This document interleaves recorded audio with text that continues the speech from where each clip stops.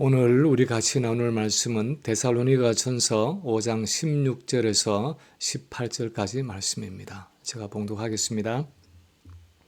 항상 기뻐하라, 쉬지 말고 기도하라, 범사에 감사하라. 이것이 그리스도 예수 안에서 너희를 향하신 하나님의 뜻이니라. 아멘.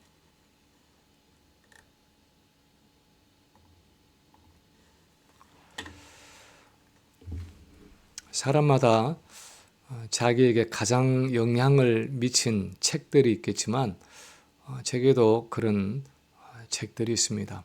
그 중에 하나는 1935년에 제임스 스튜어트라는 스코틀랜드 교회의 신학자이자 목사님이 쓰신 A Man in Christ, 그리스도 안에 있는 한 사람 하는 책입니다.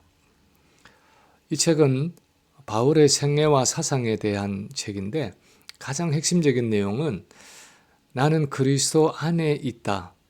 나는 그리스도 안에 있다 하는 그 사실이 바울의 일생에서 가장 중요한 영적인 현실이었다 하는 내용입니다. 그렇습니다. 우리가 성경을 읽어보아도 내가 예수 그리스도 안에 있고 부활하신 그 주님이 내 안에 살아계신다 하는 것이 바울의 인생에서 가장 중요한 사실이었습니다. 그래서 그의 신앙 고백을 가장 잘 요약하고 있는 갈라디아서 2장 20절의 말씀을 읽어보면 내가 그리스도와 함께 십자가에 못 박혔나니 그런즉 이제는 내가 사는 것이 아니요 오직 내 안에 그리스도께서 사시는 것이라. 이제 내가 육체 가운데 사는 것은 나를 사랑하사 나를 위하여 자신을 버리신 하나님의 아들을 믿는 믿음 안에서 사는 것이라 하고 고백하고 있습니다. 이것은 바울이 갈라디아 교회의 성도들에게 가르친 신학적인 교리가 아니라 자기의 개인적인 신앙 고백이었습니다. 내가 그리스도와 함께 십자가에 못 박혀 죽었고 그래서 이제는 지금 내 안에 그리스도가 살고 계신다 하는 말입니다. 바울에게 있어서 예수 그리스도가 내 안에 사신다 하는 이 사실은 하나의 교리나 신학 정도가 아니라 생활이고 삶이었습니다. 그래서 본인 자신도 평생을 그 믿음 가운데 살아갔을 뿐 아니라 다른 성도들에게도 그런 믿음으로 살아가야 할 것을 권면하고 있는데 오늘 본문이 그런 본문 중에 하나입니다. 본문에 보면 항상 기뻐하라, 쉬지 말고 기도하라, 범사에 감사하라 하고 세 가지를 명령하고 나서 18절에서 이렇게 말합니다. 이것이 그리스도 예수 안에서 너희를 향하신 하나님의 뜻이니라. 그리스도 예수 안에서 너희를 향하신 하나님의 뜻이라고 말하고 있습니다. 바울의 신학에서 그리스도 예수 안에서 하는 이 표현은 그리스도와의 연합을 의미하는 전형적인 표현인데 너희가 그리스도와 연합되어 있기 때문에 또는 그리스도가 너희 안에 계시기 때문에 하는 의미입니다. 다시 말하면 너희가 그리스도와 연합되어서 그리스도 안에서 살아간다면 그리스도가 너희 안에 정말 살아계신다면 마땅히 이런 삶을 살아가야 한다 하고 권면하고 있는 것이 오늘 본문의 내용입니다. 오늘 본문에 나오는 이 세 가지 내용은 이런 그리스도와의 연합이라는 배경 속에 있는데 바울은 그리스도 안에 있는 우리는 이 세 가지 특권, 이 세 가지 축복이 있기 때문에 그것을 사용해라, 그것을 누려라 하고 명령하며 권면하고 있습니다. 우리가 그리스도 안에 있기 때문에 첫째로 바울이 권면하는 것은 항상 기뻐하라는 것입니다. 그리스도 안에서 살아간다는 것은 항상 기뻐하는 것입니다. 16절을 보면 항상 기뻐하라 하고 명령하고 있습니다. 사실은 여기서뿐 아니라 바울은 우리 성도들에게 기뻐하라는 명령을 얼마나 많이 하고 있는지 모릅니다. 예를 들어서 빌립보서 2장 17, 18절에 보면 만일 너희 믿음의 재물과 섬김 위에 내가 나를 전제로 드릴지라도 나는 기뻐하고 너희 무리와 함께 기뻐하리니 이와 같이 너희도 기뻐하고 나와 함께 기뻐하라 하고 바울이 말하고 있고, 3장 1절에서는 끝으로 나의 형제들아 주 안에서 기뻐하라 하고 말씀하고 있습니다. 4장 4절에서는 다시 주 안에서 항상 기뻐하라, 내가 다시 말하노니 기뻐하라 하고 말하고 있습니다. 바울은 서신서의 여러 곳에서 주 안에서 기뻐하라 또는 주 안에서 항상 기뻐하라 하고 말씀하고 있는데, 사실 기뻐할 만한 상황 속에서 기뻐하는 것은 당연하고 자연스러운 일이지만, 기뻐할 상황이 아닌데 기뻐한다는 것은 얼마나 어려운 일입니까? 그런데 오늘 본문에서 바울이 항상 기뻐하라 하고 주는 이 명령은, 권면은 그런 종류의 명령이 아니라는 것입니다. 억지로 기쁨을 쥐어 짜라는 명령이 아닙니다. 오히려 바울이 자꾸만 기뻐하라, 주 안에서 기뻐하라, 주 안에서 항상 기뻐하라 하고 명령하는 이유는 이제는 우리가 그렇게 기뻐할 수 있는 사람들이라는 것입니다. 기뻐할 만한 충분한 이유가 있다는 것입니다. 그리고 그 이유는 바로 우리 안에 계시는 예수님 때문이라는 것입니다.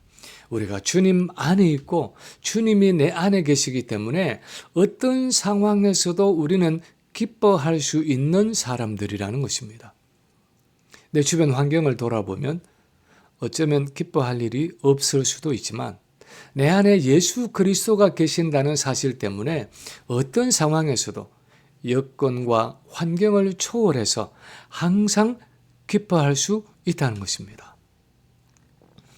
마태복음 13장에 보면 예수님이 주신 비유 중에 밭에 감추인 보화의 비유가 있습니다. 거기 보면 이렇게 기록합니다. 천국은 마치 밭에 감추인 보화와 같으니 사람이 이를 발견한 후 숨겨두고 기뻐하며 돌아가서 자기 소유를 다 팔아 그 밭을 사느니라. 어떤 일꾼이 다른 사람의 밭에서 일을 하다가 묻혀있는 보화를 발견하고는 그 밭을 사기 위해서 자기의 전 재산을 다 팔면서도 기뻐한다는 것입니다. 어떻게 자기 전 재산을 다 팔면서도, 그래서 점점 거지가 되어 가는데도, 모든 것을 잃어버리고 있는데도 여전히 기뻐할 수 있습니까? 밭에 감추어진 그 보화의 가치를 알기 때문입니다. 그 보화의 가치는 자기의 전 재산을 몇 번 더 팔아도 아깝지 않을 정도의 엄청난 보화라는 것을 알기 때문입니다. 그런데 이 비유에서 가리키는 보화가 바로 예수님 자신이라는 것입니다. 예수님 자신의 그 무한한 가치를 발견한 그 사람은 예수님을 온전히 소유하기 위해서 이 땅에서 치르는 그 대가와 희생이 결코 아깝지 않다는 것입니다. 평생을 아프리카 대륙에서 의료 선교로 시간을 보내었던 데이비드 리빙스톤에게 사람들이 물었습니다. 당신은 어떻게 그렇게 오랜 시간 동안 많은 희생을 하며 그 힘든 곳에서 견딜 수 있었습니까? 그때 리빙스톤이 대답했습니다. 희생이라뇨. 나는 그곳에서 사역하면서 한 번도 기뻐하기를 멈춘 적이 없었습니다. 그것은 희생이 아니라 내게 주어진 특권이었습니다. 내게 주어진 기쁨이었습니다. 왜 우리는 때때로 우리가 그리스도와 연합이 되었고 우리 안에 예수님이 계신다고 말하면서도 그 예수님께로 붙어오는 기쁨을 누리지 못할 때가 많습니까? 우리 안에 보화되시는 그 예수님의 진정한 가치를 잘 모르기 때문입니다.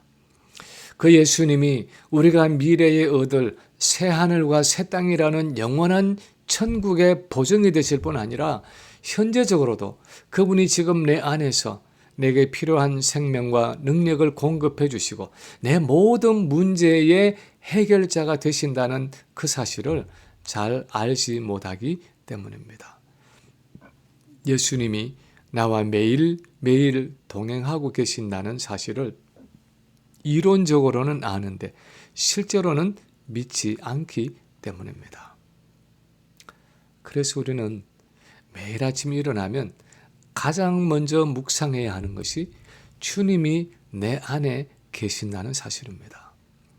주님이 내 안에 살아계셔서 오늘도 내게 필요한 생명과 능력을 공급해 주실 뿐 아니라 내가 천국에 이를 때까지 내 모든 인생 여정에 함께 하시고 동행하신다는 사실을 다시 한번 스스로에게 상기시키는 일입니다. 어제 히브리서 큐티의 본문처럼 우리 믿음의 시작이 되시고 우리 구원을 완성하시는 그분을 바라보는 것입니다. 믿음의 눈으로 바라보는 것입니다. 바울은 에베소서 3장 17절에서 믿음으로 말미암아 그리스도께서 너희 마음에 계시게 하시옵고 하고 기도했습니다. 그래서 나의 보화가 되시는 그분을 온전히 바라보고 붙잡기만 하면 우리는 기뻐하지 않을 수 없다는 것입니다. 그분 안에 내게 필요한 모든 것이 존재한다는 사실 때문에 세상이 주지 못하는 기쁨과 평안을 누릴 수 있다는 것입니다. 그래서 바울은 감옥 안에 있으면서도 자신이 기뻐할 뿐 아니라 다른 사람에게까지도 기뻐하라고 거듭거듭 말하고 있는 것입니다. 우리 성도는 그런 기쁨을 누릴 수 있는 사람들이라는 것입니다. 예수님이 내 안에 계시고 내가 예수님 안에 있다는 그 사실 때문에 세상이 누릴 수 없는 특별한 기쁨을 가지고 있는 사람들이라는 것입니다. 둘째로 또한 그리스도 안에 있는 우리는 쉬지 않고 기도할 수 있다고 말씀하고 있습니다. 쉬지 않고 끊이지 않고 기도하는 것이 그리스도 안에서 살아가는 삶입니다. 17절에 쉬지 말고 기도하라 하는 이 말은, 이 명령은 24시간 쉬지 않고 기도만 해라 하는 의미가 아닙니다. 매일의 생활 속에서 일상적인 일을 다 해가면서도 기도를 통한 하나님과의 교제를 끊어지지 않게 하라 하는 말씀입니다. 기도를 통해서 끊임없이 쉼없이 하나님과 교제하라는 의미입니다. 사실 구약 시대의 기도라는 것은 여러 종류의 제사와 함께 드려지는 아주 큰 행사라고 할 수 있었습니다. 그것은 굉장한 노력과 과정이 필요한 하나의 이벤트였습니다. 왜냐하면 하나님께 나아간다는 것 자체가 그들에게는 일상적인 것이 아니라 아주 특별한 일이었기 때문입니다. 예를 들어서 지성소에는 1년에 한 번 대속죄일에 대제사장이 자기를 위해서 먼저 제사를 드리고 또 백성들을 위해서 짐승의 피를 가지고 들어갈 때 어떻게 될지 모르는 두려운 마음으로 하나님의 임재 앞에 나아갔습니다. 성소에는 제사장이 하루에 2번 아침 저녁으로 정해진 시간에 정해진 희생 제물을 드림으로 하나님께 나아갔습니다. 그리고 일반 백성들은 대체로 예루살렘 성전이 있는 방향으로 하루에 3번 정해진 기도를 올렸습니다.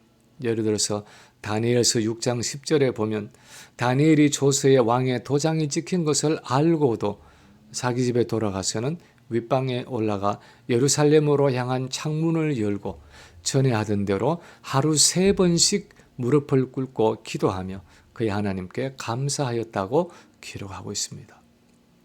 어떤 식으로든 구약의 성도들은 기도의 장소의 제약을 받았고 기도의 시간의 제약을 받았고 기도의 방식의 제약을 받았습니다.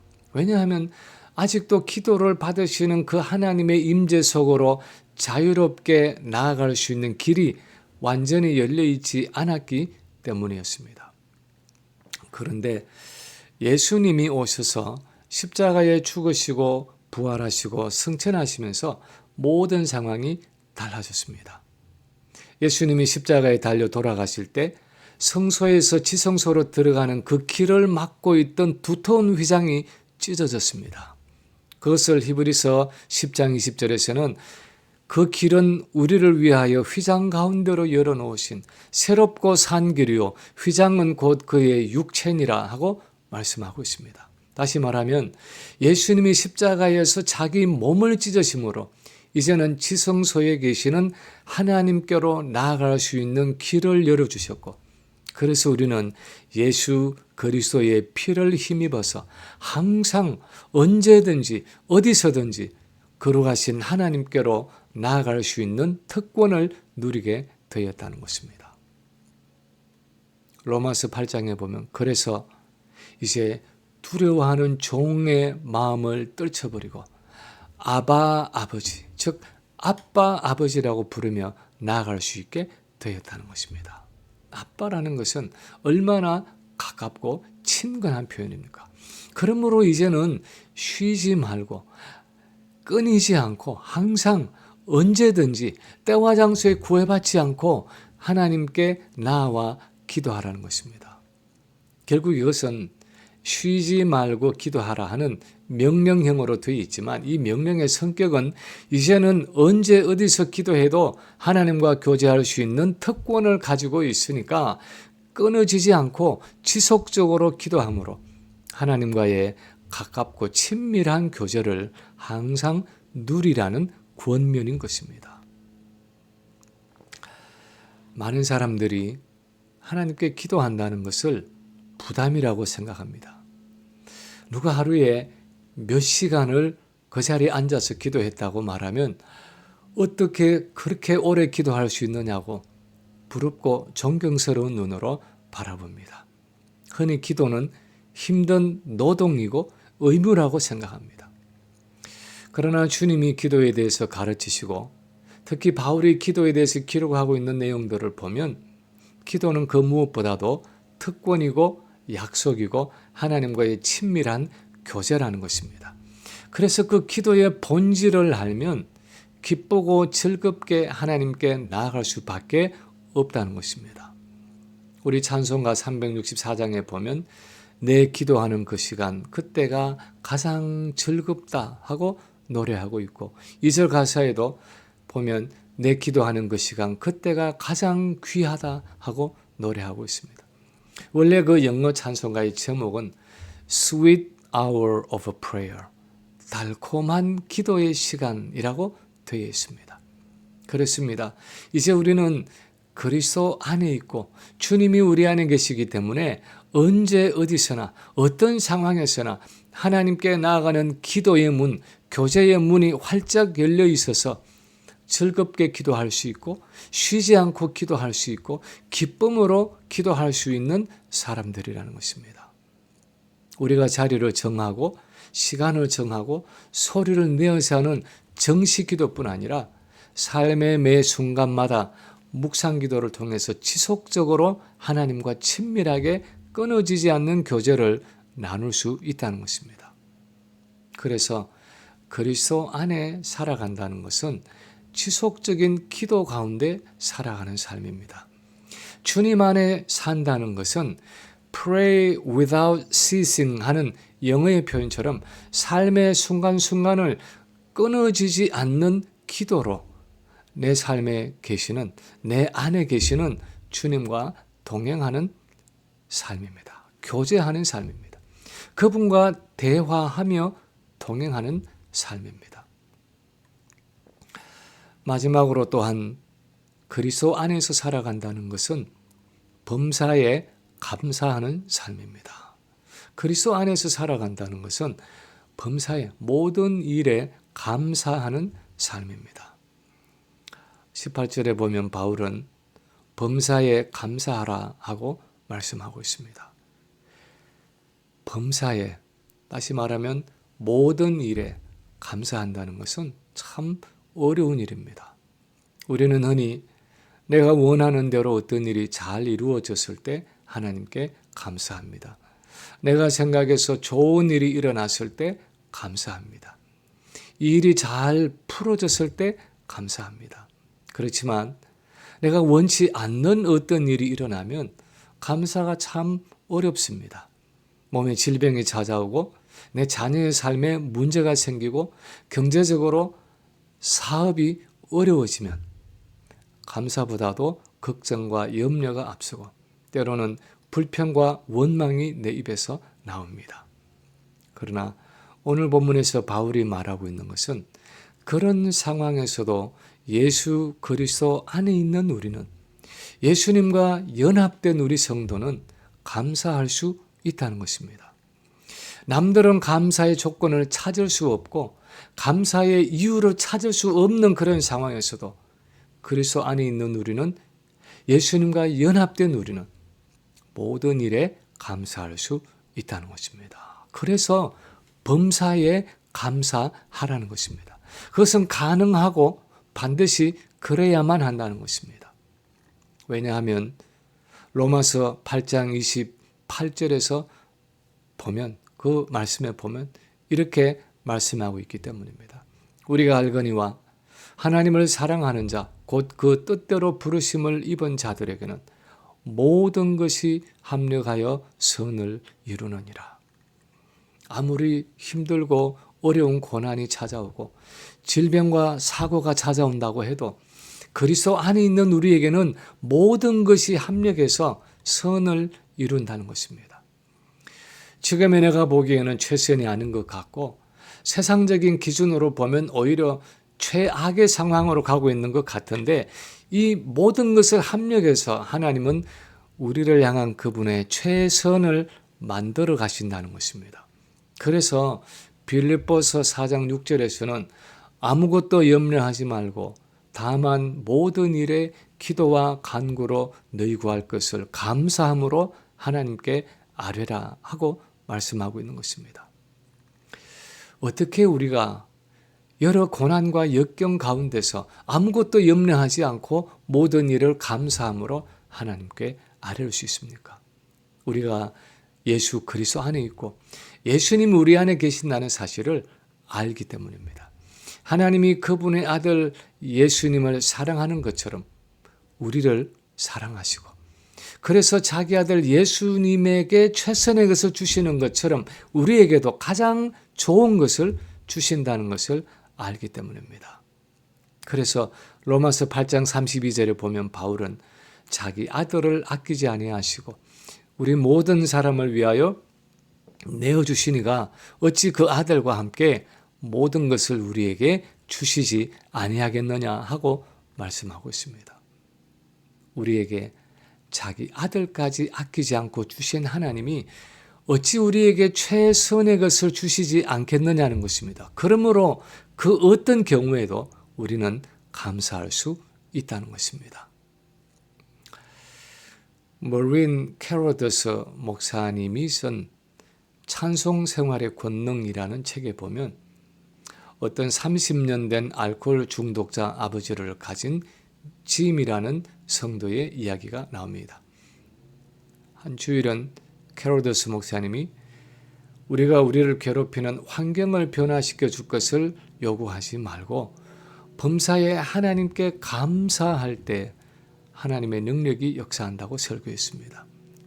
이 설교를 녹음해서 듣고 또 듣던 짐은 어느 날 그 설교에서 크게 깨달은 것이 있었습니다. 그것은 한 번도 알코올 중독자로 있는 그 아버지의 상태를 하나님께 감사해 본 적이 없었다는 사실이었습니다. 그것을 깨닫고 나서 이 짐이 그의 아내에게 말했습니다. 여보, 우리가 다 이해하지는 못하지만 아버님이 술 마시는 것에 대해서 주님께 감사합시다.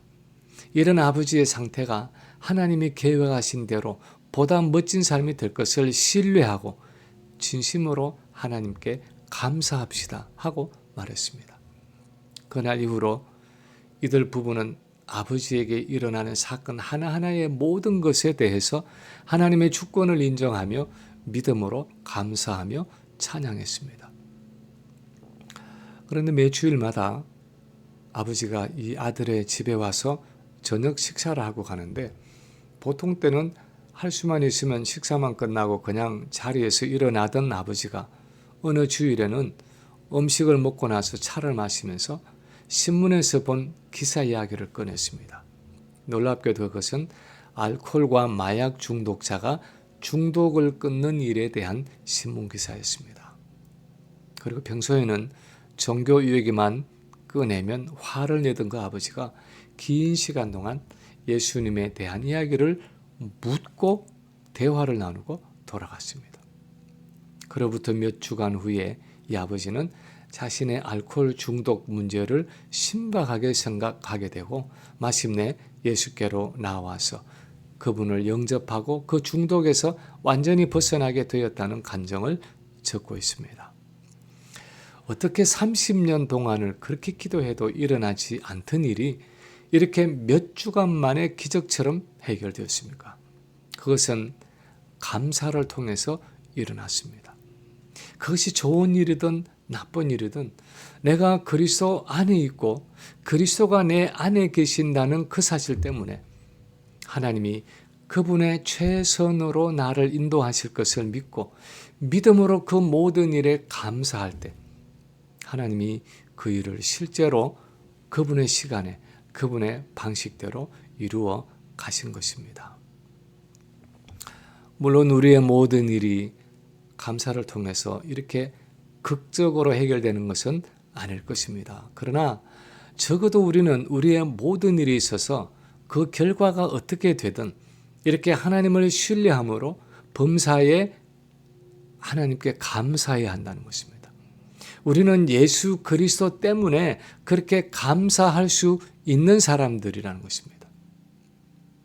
자녀들의 힘든 문제를 놓고 하나님이 그 자녀들을 세워주시고 아름답게 쓰실 것을 하나님을 신뢰하는 마음으로 바라보면서 감사할 수 있다는 것입니다. 어려운 부부관계를 놓고도 그것을 통해서 하나님이 이루어 가시는 뜻이 있는 줄로 믿고 힘든 배우자를 놓고 감사할 수 있다는 것입니다.